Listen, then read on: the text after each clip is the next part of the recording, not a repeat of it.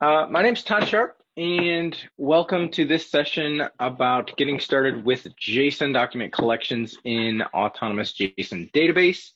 Again, I am a developer advocate with Oracle, typically broadcasting from the Appalachian Mountains of Georgia, but today I'm from the cold, rainy, and gray state of northern area of northern Ohio today. Up for some family obligations. So here I am, a little different background than my normal, but I'm here to chat with you all. So like I said, I'm a developer advocate at Oracle, and I've been a full stack developer for 16 years. And here is my promise to you. So my promise to you is that in the next 60 minutes, you're going to learn how to persist and retrieve JSON document collections in the Oracle Cloud. Hopefully, if you're here today, you know the what as it relates to Autonomous JSON Database. And today we're going to look more at the why and a little bit of the why and mostly a lot of the how. So how can you persist JSON document collections in the cloud? So that's my promise to you. And I'm not sure it'll even take 60 minutes because it's so easy and it's so fun. So let's get started and take a look at it. So why? So why Autonomous JSON Database? And the first question we could ask is, why did we create it? Well, that's a good question, and the answer is kind of complicated, but it really boils down to NoSQL is popular. There are a lot of alternative databases that are out there that people use for persisting and retrieving JSON documents and collections in the cloud, and we felt the need to create a new product to give developers those same options. Developers like JSON collections. They're really good for storing unstructured or semi-structured data. They're familiar to developers. These are things that developers have been working with, and we want to give them those options as well. Obviously, microservices we've seen over the last five years or so. Microservices are getting popular, and they're not going anywhere. And people like to have these polyglot type, applications where, maybe this microservice is Node.JS and it persists documents, and this microservice is Oracle DB and it persists relational data and it uses Java. So you have all these options, and we're just giving you another option, a really good option to persist JSON documents in the Oracle Cloud. So why should you use it? Well, the obvious answers are that it's performant, it's really easy to use. The really cool thing is that it plays really nice in the Oracle DB ecosystem, right? So we like to call it a converged solution. And we'll take a look a little bit later on at how easy it is to work with with Autonomous JSON collections, how they play nicely with your other Oracle DB instances, your other schemas, and so on and so forth. So that's the why. And now let's get into the how. So if you want to play along at home, obviously probably not as we go live here, but if you want to try all of these things out that I'm about to show you, you can do all this directly from your browser in the Oracle Cloud Console just by clicking on the Cloud Shell icon, right? So you don't have to install SQLcl, you don't have to install SQL Developer, you don't have to download your wallet, all these things. You can do this directly from your browser. It's really handy. A lot of tools are pre-installed in the Cloud Shell, so you don't have to really mess with any setup or anything with that. You can just open it up, get started, and in the next 30 minutes after this presentation, you can be doing the same exact thing that I'm going to show you here. Now, there's a blog post that you see at the bottom of this page. If you want a full blog post that kind of walks you through all these steps, really nothing that I'm going to show you here, I don't believe, is anything that's not in that blog post. So if you wanted to take the time to go through that blog post and kind of step through it one step at a time, you could do that as well. So the first thing you need to do, if you don't already have one, is create a Autonomous JSON Database instance. And it's really easy to do that. You can do that a couple different ways. The way I like to do it is with the OCI CLI. And to do that with the OCI CLI, you use OCI DB Autonomous Database Create. You pass it some arguments, and within a few minutes, if you wait for the available state, within a few minutes, you have your Autonomous Database instance created and ready to go. Now, again, through Cloud Shell, the OCI CLI already installed, ready to go. You're good to go. You don't have to even install the OCI CLI on your local machine. So that's another reason why Cloud Shell is a really cool option here. Do note the second line of that code snippet there on my screen. To create an Autonomous JSON Database instance, you do need to pass the DB workload AJD, and that'll create you an Autonomous JSON Database instance. Next thing you need to do is grab your wallet and download it. In this case, like I said, since we're using Cloud Shell, we're going to download that to the Cloud Shell VM and store it in wherever you want to store it. In this case, the example you see on your screen here, it's storing it in my home directory as a zip. But you can store it in your temp directory, wherever you want to store it, no problem. Download it, get that ready to go using the Autonomous Database ID that we retrieved from the previous step. Next, set the password for the wallet, and you've got your wallet downloaded onto your Cloud Shell instance.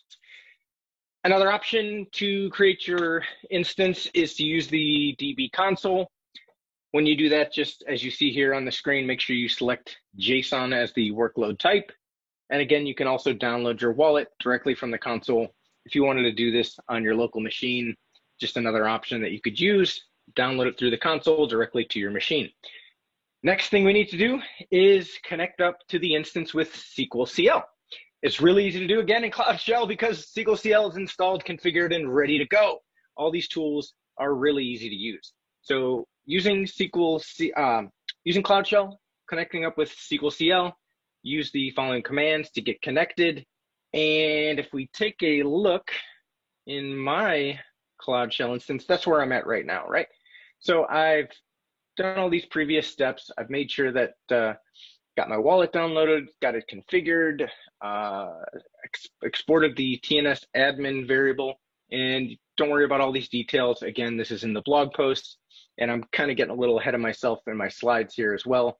But that's where I'm at right now. I've logged in to the new Autonomous JSON Database instance using the admin user that you create through when you create the instance, and that's where I'm at right now. So the first thing we want to do here to show you how to get started with JSON persistence is we want to create a dedicated user or schema that we're going to use for that. And to do that, use the create user command. Let me just paste in a few other commands here just to make sure that we have the proper privileges and roles and all that good stuff. Grant unlimited table space. And now all we need to do is connect up to that instance with the brand new SODA user that I just created. So we'll say connect SODA user at demo DB hi. And our password, our strong password, which is strong password. I must have typed the password wrong. Let me try that again. Oh, you know what? I did, because oh, 1 second. SODA user at demo DB hi. Strong password. If that doesn't work, excellent. All right, so we are connected up with our brand new user. And that's what I've got shown here on the slides at that point. So let's do a quick checkpoint. We are less than 10 minutes in, 5 of which I probably spent babbling about myself and some of the other background. So really in about 3, 4, 5 minutes of actual typing on the keyboard and pasting of snippets, we have created and connected to our Autonomous JSON Database instance, and we're ready to create a collection and start performing some CRUD operations. But how? How are we going to do that? That's a good question. I know you're asking yourself that right now. And the answer to that question is with SODA, not the beverage, the protocol. In this case, SODA means Simple Oracle Document Access. And I'm going to take a sip of coffee on that note. And basically what that is a set of NoSQL style APIs that allow you to create, store collections of JSON documents in the Oracle DB. Now, SODA is really cool because there's a couple different implementations, but the really cool thing about it is you don't need to know SQL. I always joke, right, that the first thing we do as developers is learn how to write SQL, and the second thing we do is learn how to avoid writing SQL, right? I mean, because it can be kind of boilerplate, it can be kind of boring at times and kind of just redundant at times to write SQL, especially when it comes to simple CRUD operations. So, SODA is a way to persist and retrieve and query and delete and manipulate all these JSON document collections that we're working with without needing to know SQL or even needing to know how. We don't even have to create a table or anything to persist these. It's all kind of automatically done for us behind the scenes. Now, as I mentioned, there are several SODA implementations.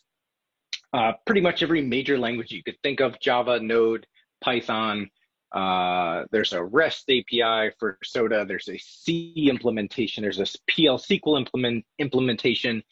But really, the cool thing is the final one that I didn't mention there is a SQLcl. There's a way to use it through SQLcl. So we're going to do that. I'll show you how to do that in just a second. And these are the things that we're going to take a look at doing. We're going to create a collection. We're going to list them, all kinds of fun stuff. And it's really not going to be difficult or take a long time. So if we come back over here to SQLcl in our Cloud Shell, to work with SODA through SQLcl, we're going to use the keyword or alias, whatever you want to call it, SODA, right? So if we want to, for example, take a look at the help documents built in SQLcl, we can just type SODA help, and we get a list of all the different commands. So if you ever get stuck, not sure what to do, SODA help is your friend, makes life really easy for you, and will help you find the right command, the right argument, those kind of things that you need to work with your collection. So first thing we need to do to get started working with SODA is to create a collection. So we're going to create a collection called test collection. To do that, we say SODA create test collection. And we get a message, successfully created test collection. Really easy, no problem. To list all of our collections in a schema, we do SODA list, and we get a list of all the collections in that schema. Now, I'm going to copy something from my other monitor here just to make my life a little bit easier. And in order to insert a document in a collection, you guessed it, we're going to use SODA insert. Again, we're going to preface which collection we want to insert into. And we just passed it some JSON, an arbitrary JSON string, and this will be the JSON document that gets inserted into our collection. So in this case, I have a simple object with 3 keys, right? Name, Todd, is cool, true, of course, obviously, and the age, which is an integer. And you notice here I have a string, a Boolean, and an integer, and it's cool with that. It doesn't care about whatever data types we have in the JSON document. It will be able to kind of mostly deal with that later on when we need to start querying and things like that. So let's insert one more really quick and say insert the test collection. And we're going to do Dominic. My son Dominic is cool, obviously, much cooler than Dad, but his age is 13, so we're going to insert that document into the collection. Now, let's insert one more just for fun, just so we have something to play around with later on. And we'll say David, my brother David. And he's not 25, but we'll pretend like he's 25. Oh, 1 second there. All right. JSON string inserted successfully. Awesome. So now we've got a collection created. We've got 3 documents inserted into it. And now what do we want to do? Let's list the documents in the collection. So to do that, we're going to do SODA get test collection, and we're going to say all. So this will give us all of the documents in the collection. Now it's only going to give us the key and the created on date. In this case, it's not going to list all of the actual JSON documents. We're going to get to that in just a second. But when you do get test collection all, you're just going to get the IDs and the timestamp that it was created. Now, if we wanted to get a specific document by key, we can say SODA get test collection. We pass the key by using the K switch. And here, in this case, we do get the document content back. We get the key repeated to us and the JSON document itself, right? So far, so good. Really easy, right? I think we could be much more difficult than this, but so far, I think it's really easy to work with. What about QBE, query by example, right? A lot of these other JSON document persistence APIs and solutions offer the ability to query by example. And that is basically giving an example using a specific syntax, giving an example JSON document that we want to use to retrieve. And to do that, we can use the, we have to do the get test collection again. And we're going to use the F switch, or filter, if you will. And we're going to pass it a JSON document example, right? So in this case, I want to find all the documents in my collection that have an age less than 40. Obviously, my age is not less than 40, but in this case, we do have 2 documents that are returned, David and Dominic, both less than 40. So really cool, really powerful, really flexible. You can use this syntax to pretty much craft any query that you need to. You can also add ordering, things like that to your query if you wanted to order them, order the way that they are retrieved. What about counting, right? We always often need a count of the items in our collection, so we simply use SOTA count. Not bad at all. Another cool thing you could do is you can combine the power of query by example and count, and you can do count by example. And I believe that, yes, that's how we do it. So we just pass the example document as the last argument. What else can we do? We can update a document. So if we wanted to update a document that we've already inserted into the collection, we use SOTA replace. We pass the collection name. We need to pass the key. So let me copy that from up here. So let's update my document.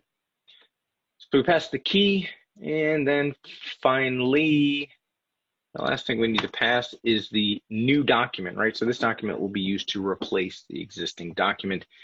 It will update me to be not cool because, let's be honest, sometimes I'm not really cool.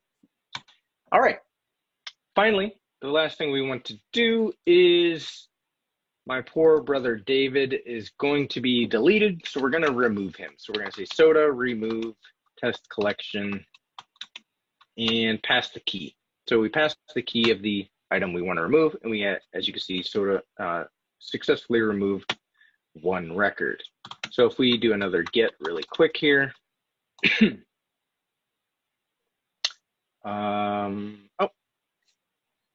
what do we do here? Get test collection, sorry. All right, so as you can see, I removed the document and now I have 2 left. So that is basic CRUD with SOTA in SQLcl. Again, we're less than 10 minutes and we've created a collection, we've inserted into it, we've updated it, we've counted from it, we've queried it with a specific query to filter the results. Did I say update? We've updated a document in the collection and we've removed a document from the collection, all within 10 minutes of getting our instance set up. Not bad at all. Fun with SQL. What can we do with SQL, right? So what if we do know SQL? And to me, this is kind of one of the differentiators as a developer with AJD over some of the competition, right? Because many of them, not all of them, I can't say it's all of them, but many of them give you this QBE ability to, retrieve documents, retrieve filter, retrieve subsets, things like this. They have these APIs for these types of things, but they don't. What if I do know SQL? What if I am okay with it? What if I'm comfortable with that? Well, the cool thing about AJD is that's great. If you know SQL, you can query it just like you would query any other normal table. So let's take a look at that. Back to our Cloud Shell over here. And if we want to take a look at the table behind our collection, we can do describe test collection, right? So we see here we have a table with 4 columns. We have an ID column, created on, last modified timestamp, the version, and finally the JSON document, which is stored as a blob, binary large object, right? So we have basically this table behind the collection that has these 4 columns. 3 of them are just essentially meta columns that store the ID, the timestamps, and things like that. And the final column is just the blob column that holds the JSON document. So you would think, and you'd be correct, that you could query this like you could query any other table in the Oracle database. So let's do that. Let's take a look at it. Let's select the ID created on, last modified. And as you see on line 2 here, we can get kind of creative with it, right? So if we know, and there are some rules around this, and you'll have to check the documentation for the specific rules. But let's say we know that there's a name column within our JSON document. Well, if we use the syntax that we're seeing here, we can actually retrieve that as a string or as an integer, in this case with name and age, from that document. So let's run that query. What do we get? We get the ID, we get the created on date, we get the last modified date, and we get the name and the age. Let me modify that slightly since I've got my zoom so high here. Let me try to make that a little easier to read for you. So let's just select the name and age from test collection, and then make it a little easier for you to read. Cool. So there you go. As you saw, I have JSON documents with a object with the key of name and age within my collection. And I can now query those and pull those values, extract those values out, and return them as results from a SQL query. Really cool, really powerful. So obviously, this means that we can do other things like filter on or use those in our where clause, right? So if we wanted to write a query that says, give me all those where the document, the JSON object has a name of Todd, right? We could do that. It's really easy, really powerful. What if you wanted to view the actual JSON string? Because if we just did a select all from that and pulled back the JSON document, it's going to give us a blob, which is not very helpful or easy to obviously figure out what that JSON document is. So in this case, we just use the JSON serialized function within Oracle database, and that'll give us the JSON string back, right?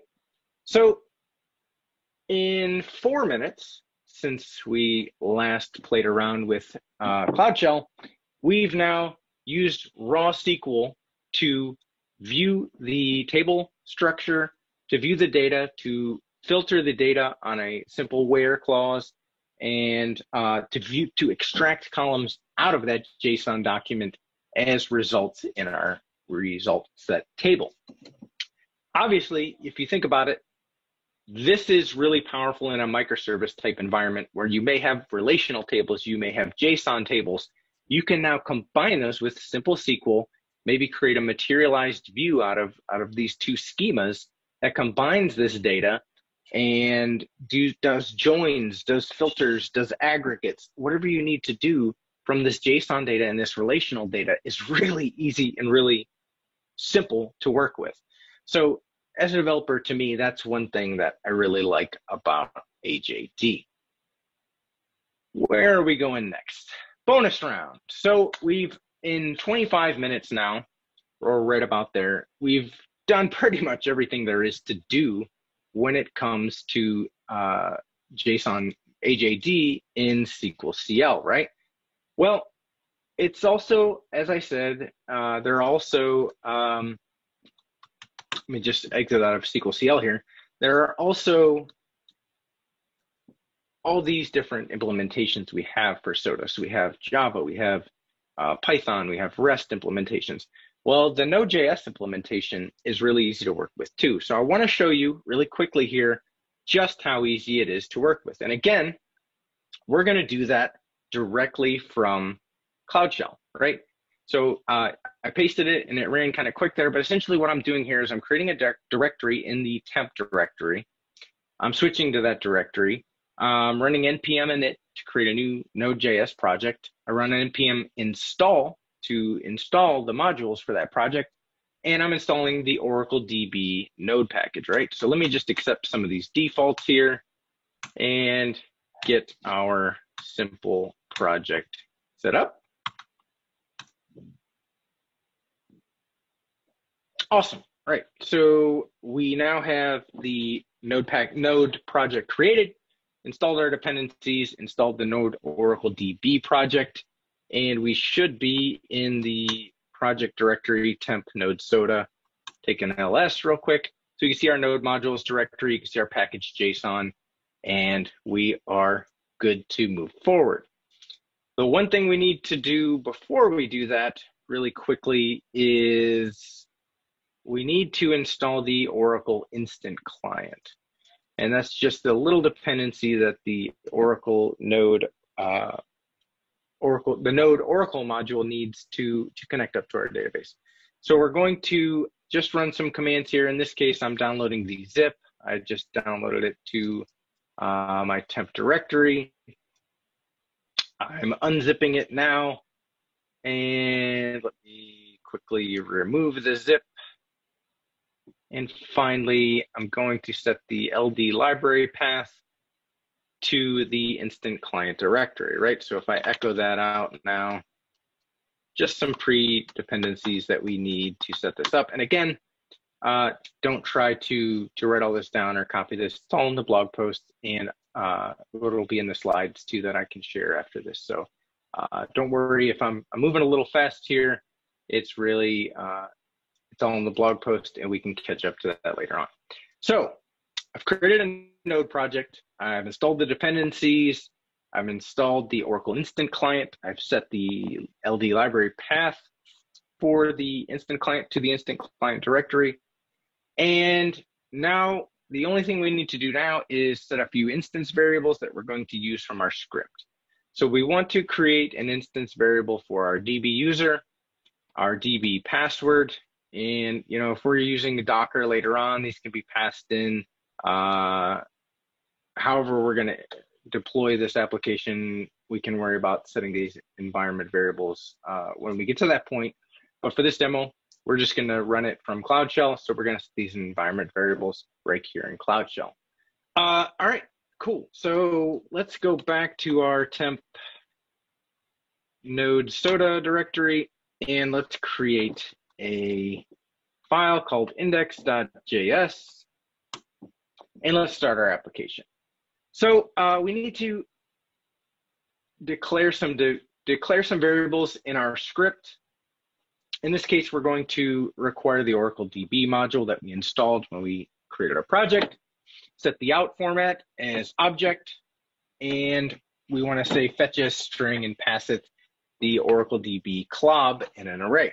Now we want to auto commit. This is up to you, but I like to auto commit. Otherwise, you'll have to end up committing all of your various transactions manually. Auto commit makes life a little easier. And we're going to use async await in this case. So let's create just our script body here. And have that be a self-executing function so that as soon as we run this script, it will execute our commands. So what do we want to do in our Node.js script? So the first thing we want to do is create a pool, an instance pool, a connection pool. I'm sorry. So the first thing we want to do is create a connection pool. And to do that, we're going to use oracledb.createPool and pass it the environment variables that we set just earlier. So it's going to create, like I said, the connection pool, and these arguments just get passed to that command. So really simple. And as I said, we're using async await. So we're going to await that connection before we move forward. The next thing we want to do is grab a connection from the Oracle database. So to do that, we say await, again, using async await. We want to make sure that we're not getting ahead of the connection. In other words, if we didn't use async await, the next command might try to use that connection before the connection is obtained. So we can assure that the connection will be there by using async, by using await to make sure that it's there before we move forward. So now that we have our connection, we want to get a hold of the SODA database, and I use the connection.getSODA database. And now that we have the SODA database, we simply need to grab the collection, right? So we say await soda.create collection. Create collection, I'm 95% sure will return an existing collection if it already exists. In fact, I'm like 99.9% sure that it's going to return an existing collection if it doesn't exist before, if it does exist before we call create collection. Might be a little not the best name. I mean, maybe get collection would be a little better, but you know, it is what it is. Use soda.create collection and pass the name of the collection into that call. Now, what do we do? Well, let's insert a document into that. Now that we have our collection, we can just call insert one and get, and just pass it the JSON object that we want to insert into the particular collection. In this case, Ava, which obviously is cool, my daughter Ava, and her age is 14. So let's insert Ava into the collection. And then once we, obviously if we're using await, this entry will, Node.js will await until the document is inserted before it retrieves it. And we can work with it right away at that point. What else can you do? What else can you do? So we've inserted one and retrieved it at the same time. We can find objects with Node.js by saying collection.find.key, calling the key method, passing the actual key to that specific document, and then say get one. If we wanted to view the content of that retrieved document, we can then call get content on the doc returned from that. And then finally, before we say goodbye, and there's many other commands that we could do here that I'm not going to show you right now. You know, the documents are really good. Documentation is really good. There's update one and get. There's insert one. If you don't want to get it, you just call insert one. There's remove. So there's many different, very familiar. If you've used many other NoSQL type APIs, these types of methods and commands will be fairly familiar to you. There's QBE, there's everything that's supported that I showed you earlier is absolutely supported through the Node.js API. And it's just a matter of checking the docs and making sure that you're using the proper syntax. But before we go away, we need to definitely make sure that we close the connection. And then we also want to make sure that we close the pool. So we're going to wrap that in a try catch just to make sure that the pool gets closed. And I'm not going to indent that, but let's see how that works. All right, so that's my whole script. To run it, we do node index.js, and we'll see what happens. We're creating our pool. There's our document. We can see that it was inserted properly. We have the ID and the created on timestamp. That's the second JSON representation there is the result of our retrieving that document by key. And we close the pool and the pool is closed. So excellent. We have the really simple script in yet about another 9 minutes. I can't remember what time I started this particular section, but we've created a simple Node.js script in less than 10 minutes and worked with our collection that we created earlier from SQLcl. Now, if we go back into SQLcl and connect up, we'll say connect soda user at demo db hi.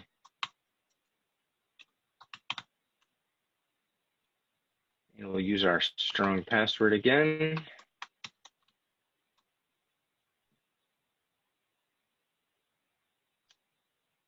Oh, I am not good at typing that password today, am I? Let's copy and paste it.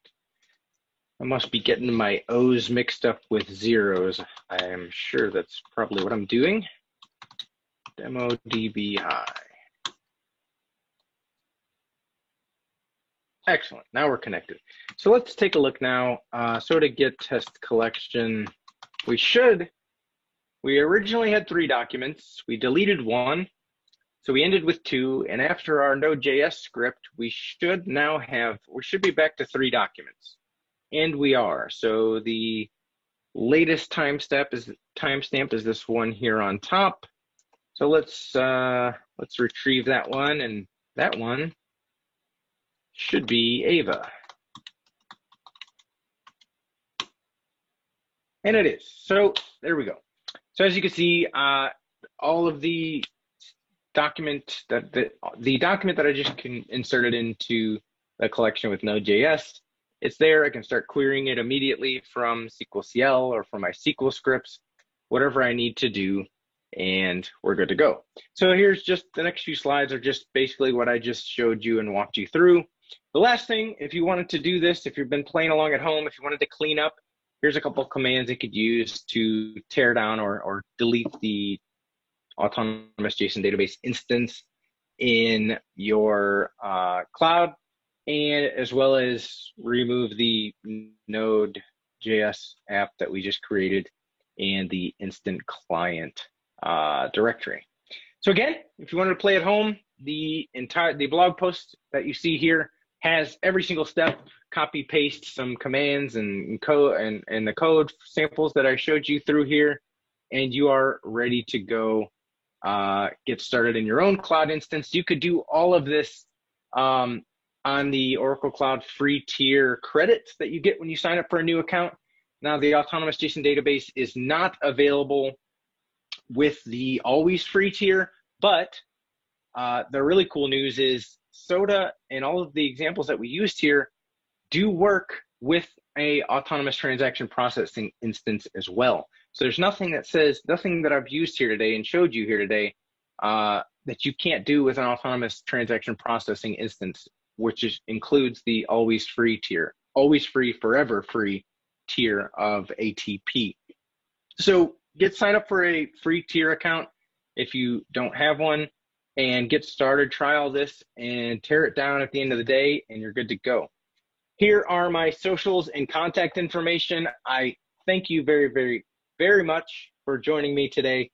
It's been a pleasure. I'm sorry we're a little early here today, but that means I guess we just have a little more time for Q&A. If anybody does have any, I will check that out. Otherwise, again, thank you for joining me. I appreciate it. It's been a blast as always, and look forward to talking to you in the future.